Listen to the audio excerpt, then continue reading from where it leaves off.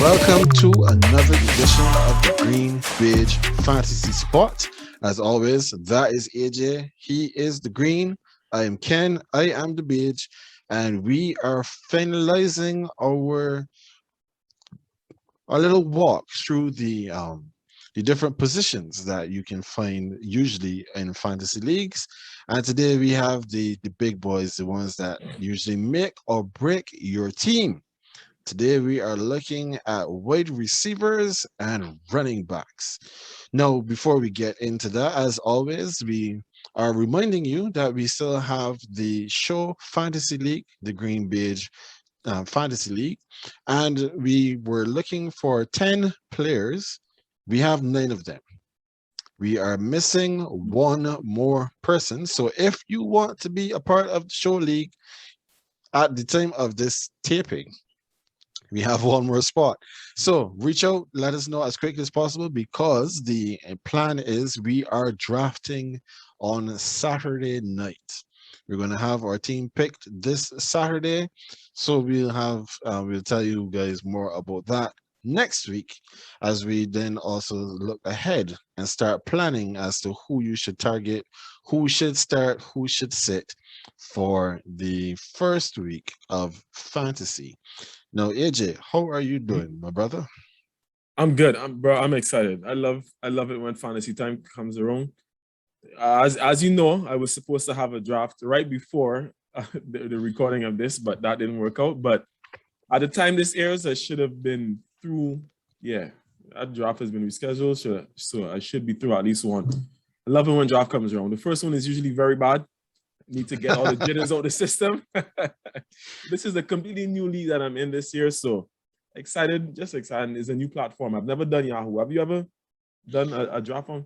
No, I've never actually played on Yahoo. I've only Yeah. done ESPN and NFL. So I'm on Yahoo this year for the first time. That draft has been rescheduled to tomorrow, so I'll let you know how that goes.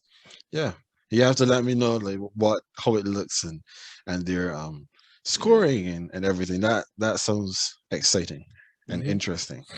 So this week, AJ, we are talking wide receivers.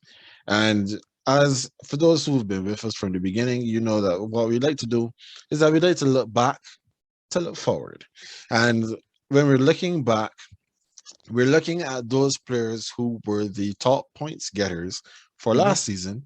And then we're going to consider whether or not we believe that those players are going to continue being in the top 5, who potentially falls out, who climbs into the top 5. And for reference, now this is taken from the Fantasy Pros website. That's who we've been looking at to get our points scoring from. They use standard scoring. So if you're in a PPR league, points per reception, where you get additional points for every catch that is made, then your points will be a lot higher than this. But Devontae Adams was the king of wide receivers in 2020. And then Tyreek Hill, Stephon Diggs, Calvin Ridley, and DK Metcalf. Those were our top 5. The distance between 1 and 2 was literally 1.5 points. And then there was a 40-point drop off to Diggs at number 3, 10 points to Calvin Ridley and DK Metcalf at number 5.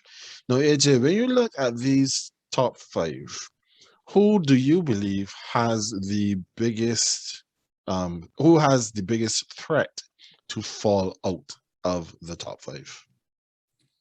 Calvin Ridley,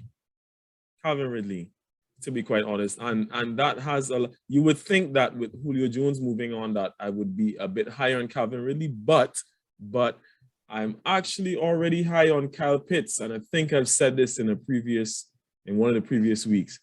I think Kyle Pitts is going to take some of those receptions off of Calvin Ridley. I like Calvin Ridley was a better factor of that same effect that I was speaking on in our other podcast, in the Green Bay podcast, with regards to him being the B or number 2 to Julio Jones, right? Julio is not there, so he's not the number 1 receiver. He's going to draw that coverage, and I think Kyle Pitts, as the rookie, is going to be the one to benefit from that. I think that hits Calvin Ridley's numbers a bit more. the two just on the outside of that 5, the Minnesota Twins. You see what I did there? I like that. Yeah, Justin Jefferson and Adam Thielen. Between the two, I think Justin Jefferson could be a bit high this year, but AJ Brown was just also on the outside in number 9. He has the potential to be a bit higher. Calvin Ridley, to me, is going to drop out of this top 5 next season, though. Okay, that's an interesting choice. Your points are solid where Ridley is concerned.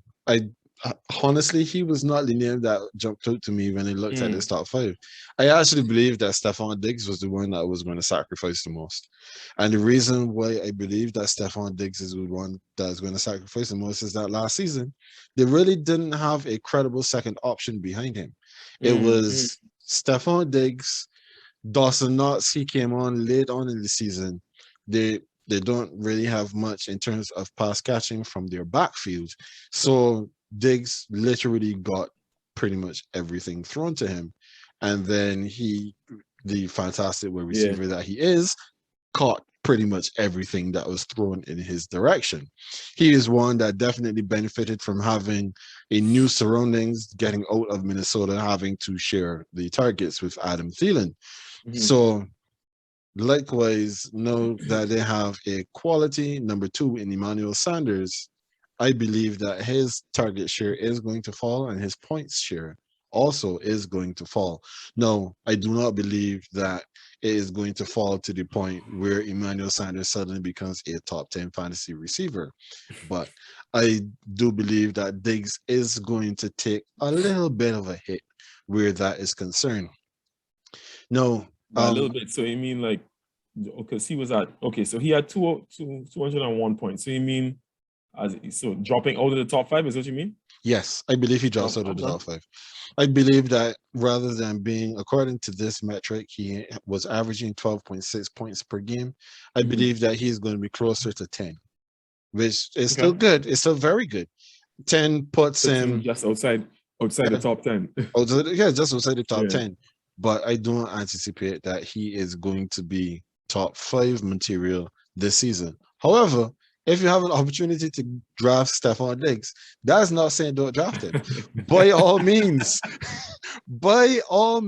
because you know his quarterback just got paid, and there's nothing better than being a quarterback with a fresh deal favorite target. So that is something that you can definitely consider. Now, we talked about who we think could fall, and well, I haven't said who I believe could rise. Now, when I'm looking at this list, the first name that jumps out to me that could benefit, at least in the short term, is Terry McLaurin. Terry McLaurin of the Washington football team. Because he has one of the most fantasy-friendly quarterbacks in all of history. That is one Ryan Fitzpatrick. And Terry McLaurin is a stud at wide receiver. So he was averaging 9.1 points per game last season in 15 games. So that number could rise to like 11 or 12 in the first few weeks of the season. Now, as we made mention of in our previous episode on the Green Beach podcast, we don't anticipate that level of production from Ryan Fitzpatrick is going to last all year long. But at least at the beginning, Terry McLaurin is a great option to look at. So AJ, now that we've covered that portion of it, now the king of the receivers, as I made mention of, was Davante Adams. Do you see Davante repeating as the number 1 receiver? The only thing to me that stops that is his potential situation with the Packers. And by that, I mean, because I think he is one of the individuals who's kind of like in limbo with regards to the COVID situation, right? So we don't necessarily know what's going to happen with him. If Davante Adams is on the field for all 16 games, bet your bottom dollar he's the number 1 receiver in fantasy again. You know that's my guy. I'm going to vouch for him. outside of fantasy, that is my favorite receiver in the league. In fantasy, if he ever falls to me in that position where I'm ready to draft a number one a receiver, he is always my number one pick, and he should be yours too. Davante Adams is going to be number one. Like, there's no one else that Aaron Rodgers trusts more on that team, even if they may be running the football a bit more this year. I don't know how solid that defense is. They're going to have to throw the ball. They're going to have to throw the ball. And you know, Aaron Rodgers likes to air it out. I mean, it's not like Davante is a deep, a downfield threat, but at the same time, that's his favorite receiver. Even with Randall Cobb back, it's Davante. So as long as Aaron Rodgers is there, Davante Adams is your guy. He's number one. He's going to repeat. Yep.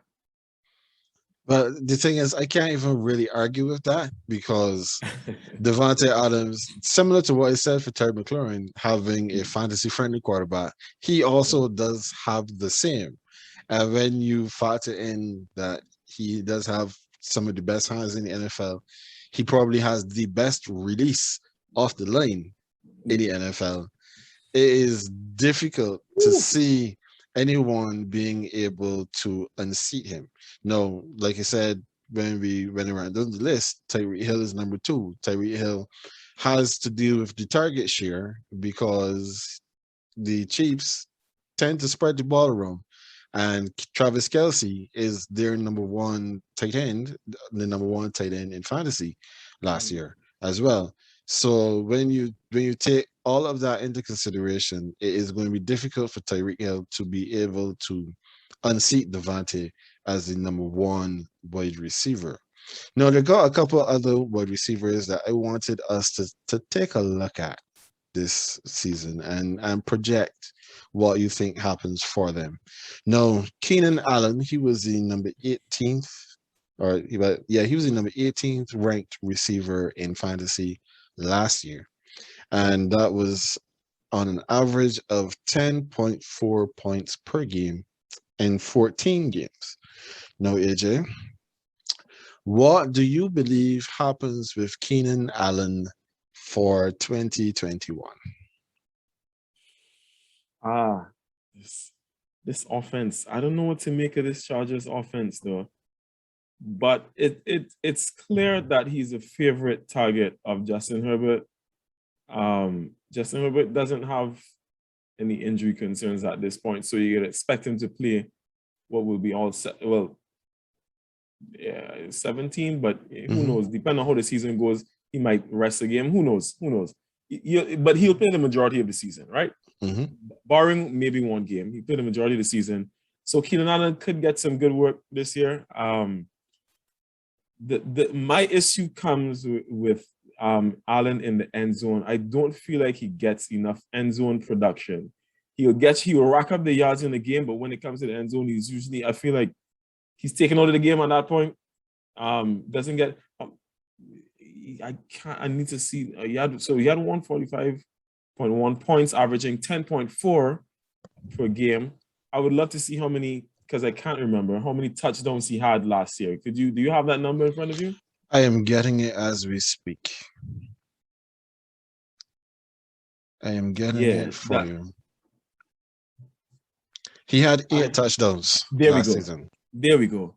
This is 8, and he played 14 games. His end zone production doesn't bode well for me. Keenan Allen is not a very high wide receiver pick on my draft board. If I already have one, you know what? If I already have 2 and I need someone on the bench to fill in, then I'll probably look at Keenan Allen. I'm not trying to downplay the guy, but I'm just saying that the end zone production, like I don't expect him to be better this year either, because it's not like the Chargers have added other weapons that could take some of the attention. There we go. I don't know why that word wasn't coming to me. Some of the attention off of him. They still have is Tyrell Williams that's still at them, right? I think Mike Williams. Yeah, Mike is the one that's still there, right? Okay. Yeah, Mike Williams in it. He's somebody that's going to stay on your waiver wire, or should stay on your waiver wire. So it is really Keenan Allen, if I can remember correctly, in this as a wideout.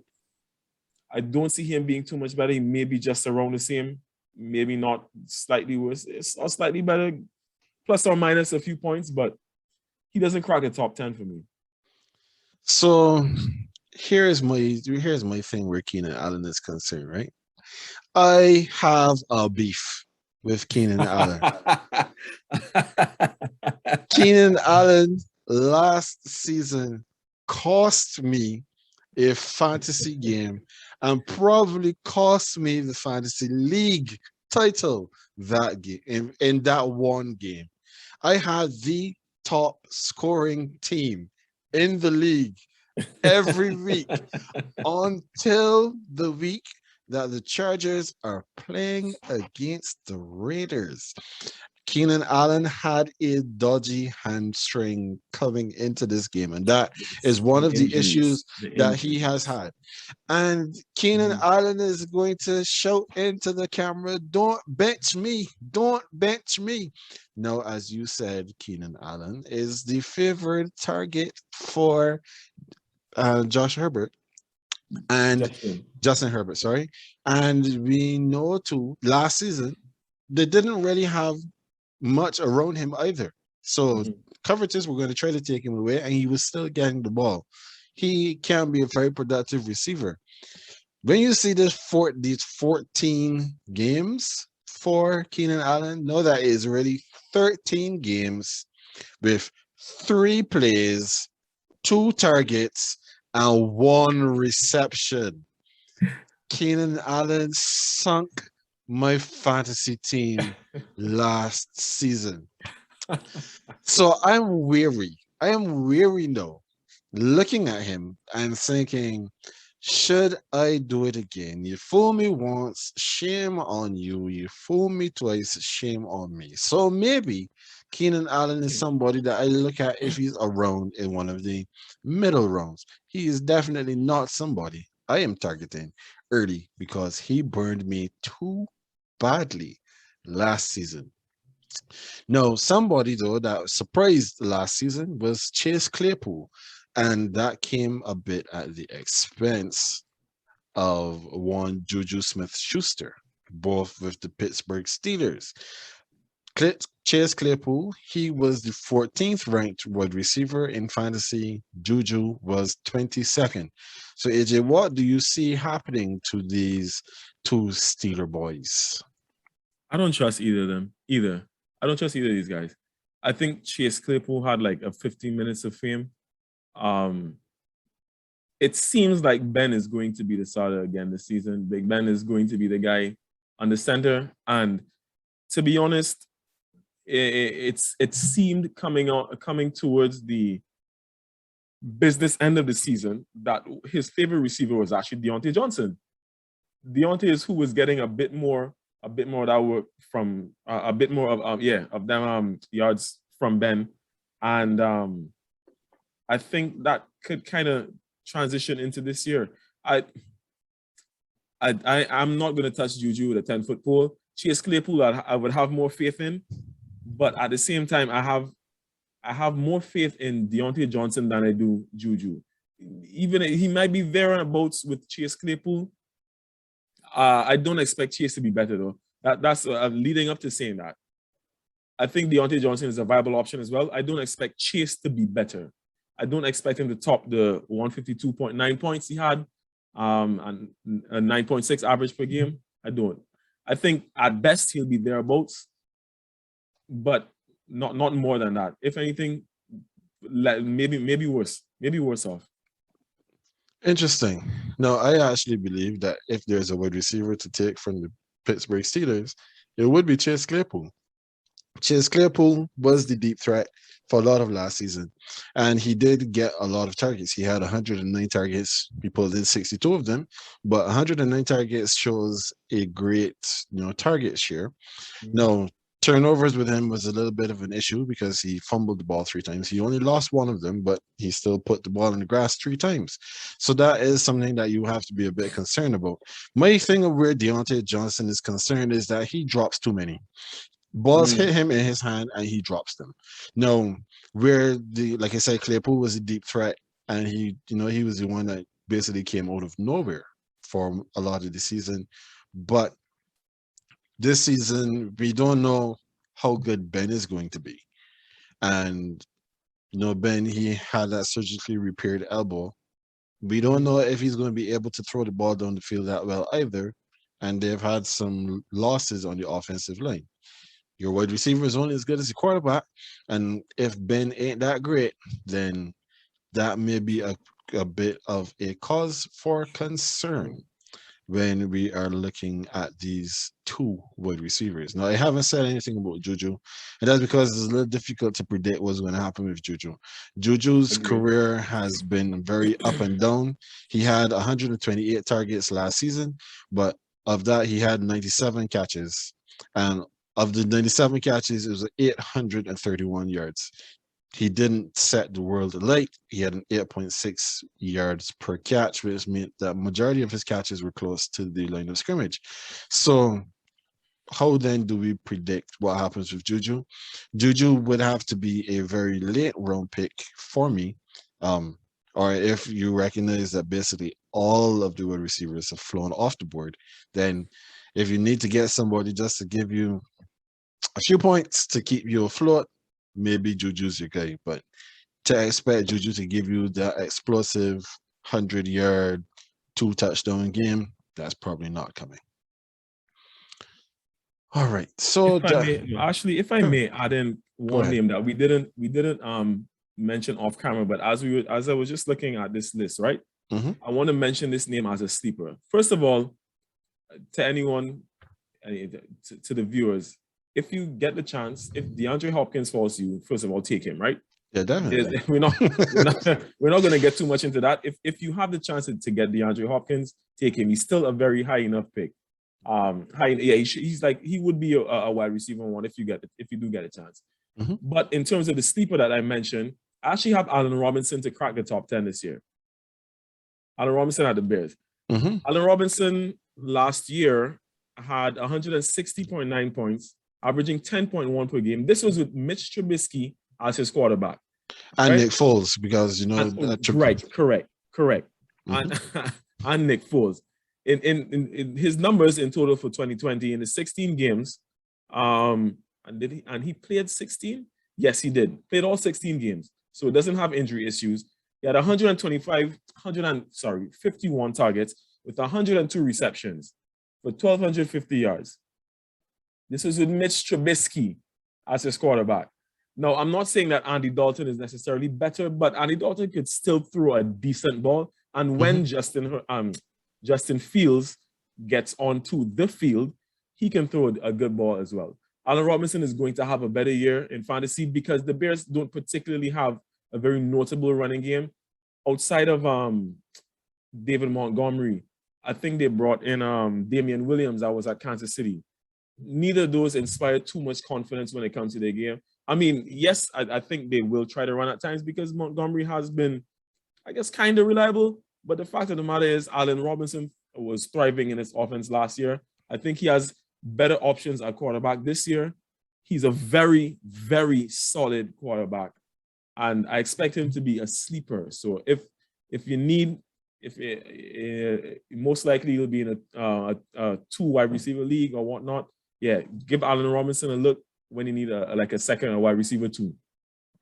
No, it's interesting that you made mention of David Montgomery because, of course, I think we've wrapped up the wide receivers for this week. Yeah.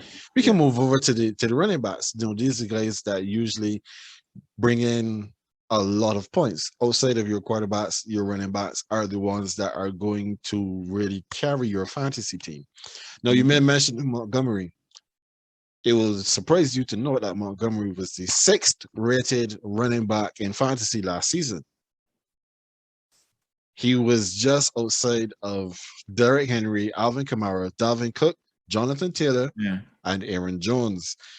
David Montgomery averaged 14.1 points per game in 15 games. So he is actually pretty effective. He's somebody that you could consider if you're looking for a running back and you can't get any of those in the top 5. No, AJ, when you look at the top 5, do you see any of these guys falling out of the top 5? I'm looking specifically at I'm looking at Jonathan Taylor, but you know what, Ken? I won't lie to you. I'm kind of skeptical on your guy this year, you know. Interesting. I'm kind of skeptical on because the fact that y'all don't have Drew Brees anymore, I feel like that like opposing defenses are going to stack the box to stop Alvin Kamara, and he's going to be a little less productive. Alvin Kamara is still Alvin Kamara. He's going to ball out. He's going to give you points, but I don't think that he's going to be the number two running back. Sorry, at the end of next season. If he falls out of the top 5, I'm not sure because I'm not seeing many other names that inspire confidence.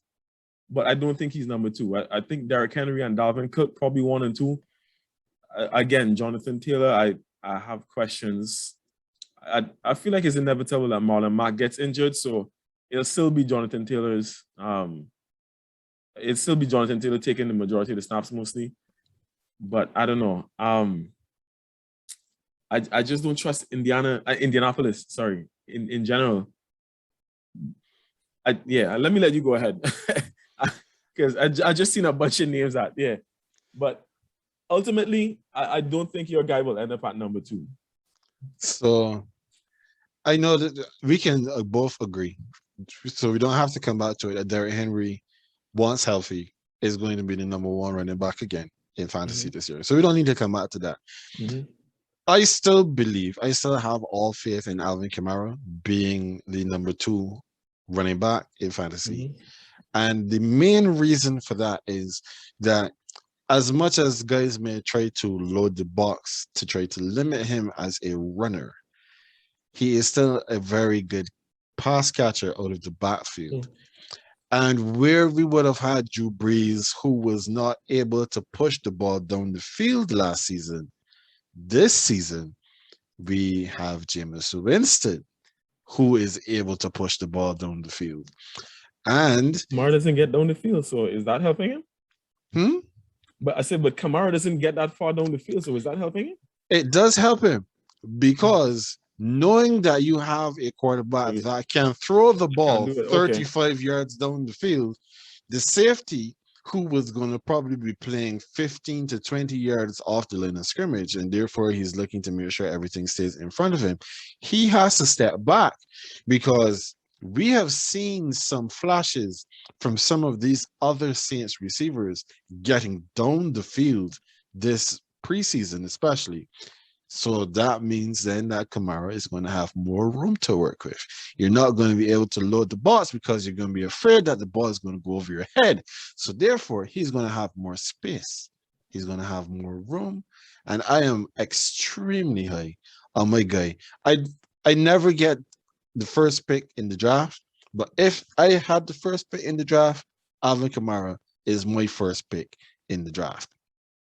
Now, when I look though at who may fall out, as you just made mention of Jonathan Taylor and the situation with Indianapolis. As you said, Marlon Mack, he is usually injured at some point during the season, so he probably falls out of contention, but the uncertainty with their quarterback situation means that chances are where you thought that the teams would load the box for Kamara, they're actually going to load the box for Taylor. So they don't have much in terms of quarterback play behind Carson Wentz. So his catching numbers may be down. When he's looking at an 8-man box, it's going to be difficult for him to find spaces in the running game. They do have a good offensive line, but when the offensive line is looking at double A gap blitzes constantly, it's a little difficult then to say exactly where the running lanes are going to come. So I do believe that he is going to fall. Another name that I also anticipate is going to fall, but this is outside of the top 10, is James Robinson with the Jacksonville Jaguars. No, he was definitely going to have his points cut when they drafted Travis Etienne. Travis Etienne, now though he is out for the season with a foot injury. However, again, when we're looking at the quarterback play, we have an unknown in Trevor Lawrence, who is expected to be good, but we can't guarantee he's going to be good.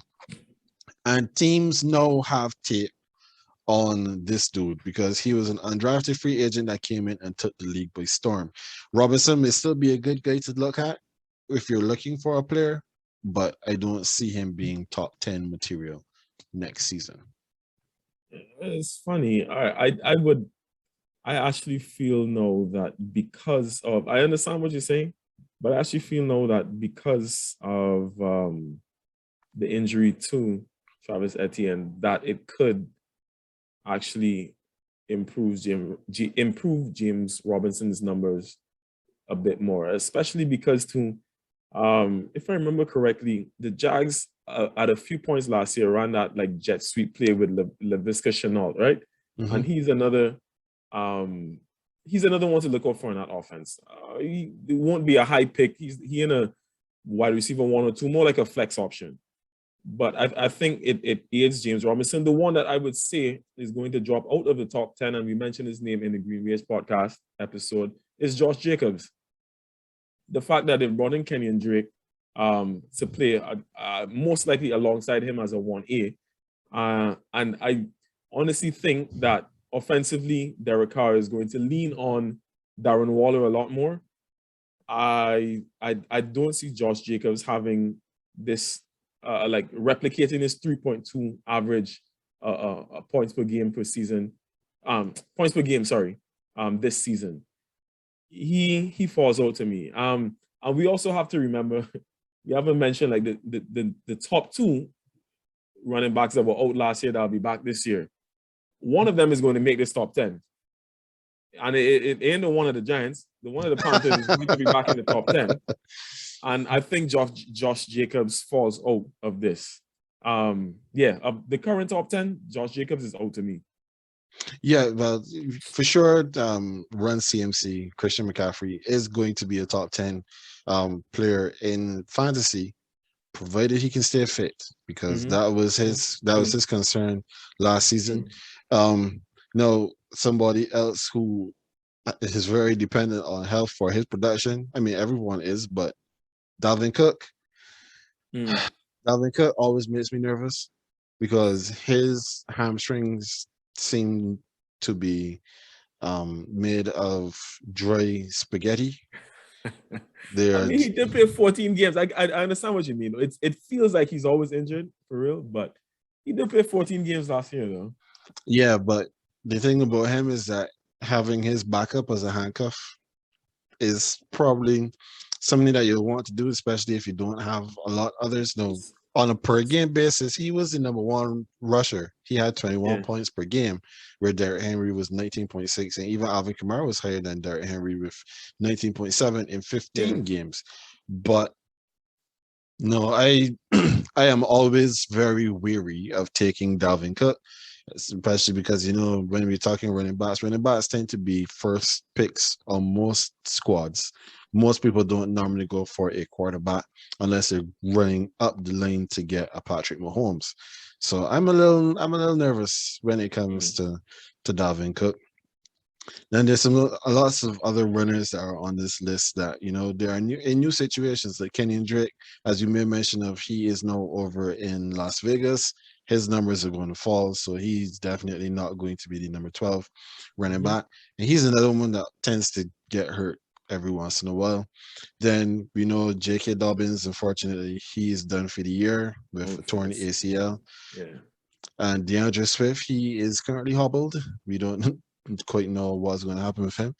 Surprisingly, and this baffles me. I'm not even looking at Nyheim Hines just yet. No, I just kept forgetting it because I always mentioned Marlon Mack as an alternate name to Jonathan Taylor, but keep forgetting Nyheim Hines. Sorry. Yeah, but Nyheim Hines benefits from the fact that Marlon Mack gets hurt. Mack goes down. Yeah, it's true.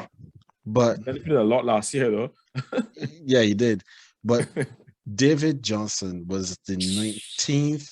He was the 19th ranked running back in fantasy. He played 12 games, so we know health is always an issue with him, but he was the 19th ranked running back in fantasy. That is very, very interesting. And right there, he shall stay. I think he doesn't even get back to 19, honestly, personally. Well, Like I yeah. said, I was shocked. I'm shocked. Literally, I am flabbergasted that he was the 19th ranked running back in fantasy, because when you saw him playing, it didn't look like he was very effective, but somehow he was putting up 12.2 points per game. That is very That had a interesting. lot to do with Saquon and Run CMC being out there. Okay, well, yes, that is fair. No, James Conner, the Pittsburgh Steelers former running back, he is now the backup over in Arizona. Arizona, yeah. And he is supposed to be, I'm trying to remember, Chase Edmonds. Chase Edmonds is supposed to be the new starting running back for the Arizona Cardinals. Mm-hmm. Chase Edmonds was the 30th ranked running back in fantasy, averaging 7.2 points per game.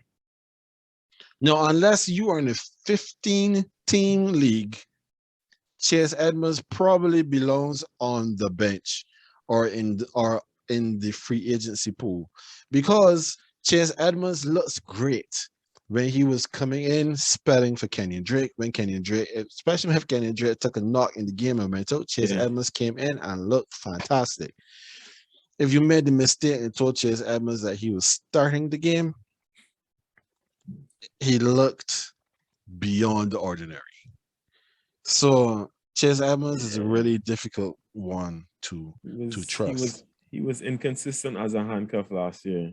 I remember I did rush and pick him up because I think I had Kenyon Drake in one of the leagues, yeah. So I tried to pick him up as a handcuff, and it didn't work out particularly well, you know.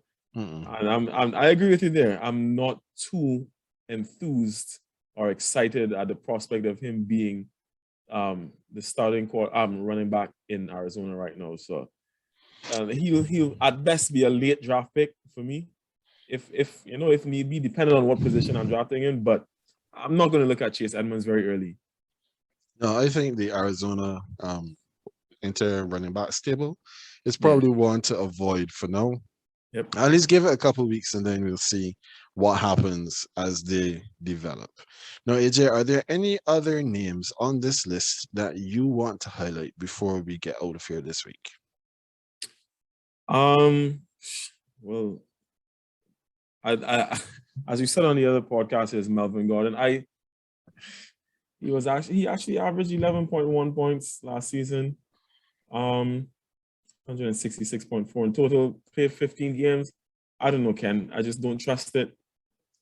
On the flip side, I think that someone you can possibly look out for this year is Mike Davis, who's now in Atlanta.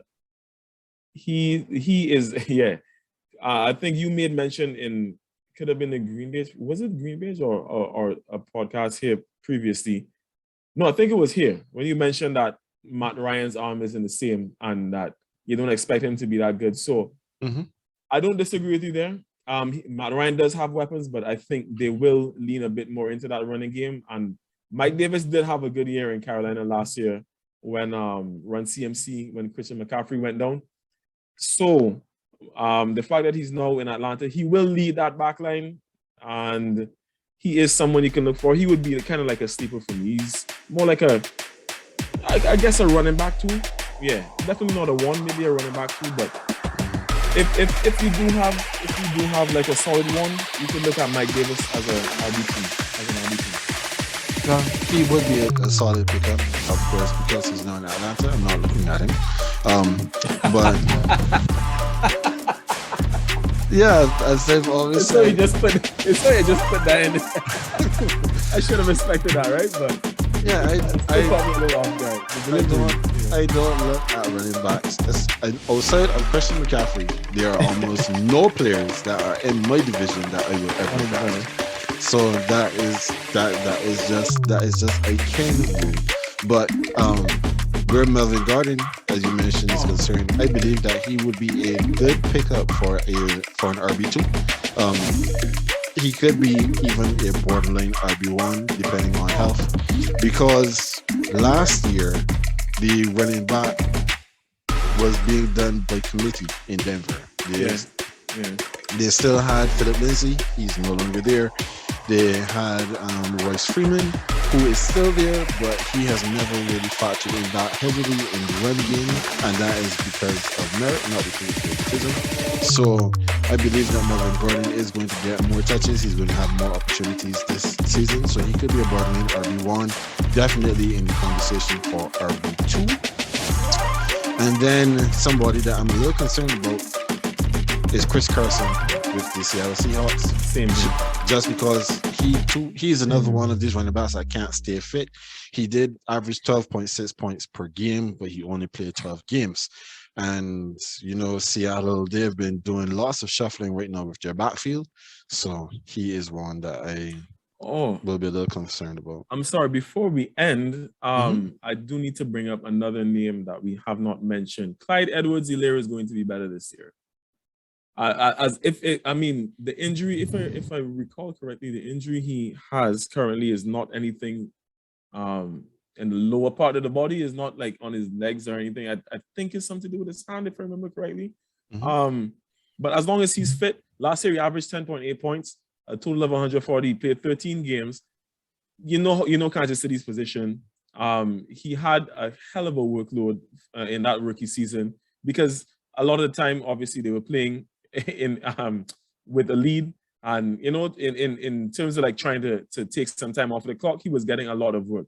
I think last year he had to share it a bit more with Damian Williams. Damian Williams is no longer there. I can't remember who they brought in as their backup to him, but essentially that whoever that person is inconsequential. This is going to be Edwards-Helaire to lead that backfield, and he's going to average better than 10.8 points. He definitely will crack the top 20, possibly even top 15. I can see him being at least 12 points. Yeah. Averaging at least 12 this year. At least. Okay, so just to correct something, Edwards-Helaire, he is dealing with an ankle injury. His ankle, okay. Yes. For some reason I thought it was upper part. Okay. Yeah, he has an ankle injury. Okay. It seems the backups behind him are Derek Gore and Darian Thompson.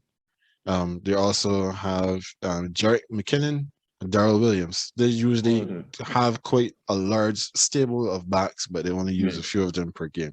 But we shall see. We shall see what happens with one Clyde Edwards-Helaire. All right, folks. So that brings us to the end of our walkthrough of all of these different positions for fantasy. As I said, our fantasy league, we're missing one person. We're drafting on Saturday, and then we are looking at who you should start and who you should sit going into the games in week 1. As always, that is AJ. He is the green. I am Ken. I am the beige. And we will see you next time.